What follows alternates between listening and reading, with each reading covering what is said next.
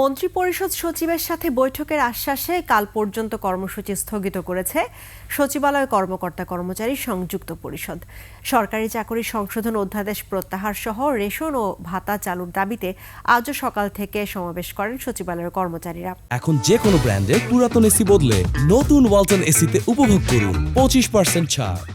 বিক্ষোভ কর্মসূচিকে কেন্দ্র করে সচিবালয়ে কড়া নিরাপত্তা ব্যবস্থা নেওয়া হয়। সচিবালয়ের প্রধান ফটকে মোতায়েন করা হয় বিজিবি সহ বিশেষায়িত বাহিনী সোয়াট।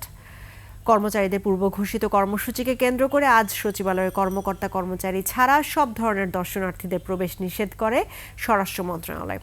সচিবালয়ের সব ফটক বন্ধ রাখা হয়। এদিকে সচিবালয়ে চলমান সংকট নিরসনে 7 সদস্যের সচিব কমিটি গঠন করা হয়েছে।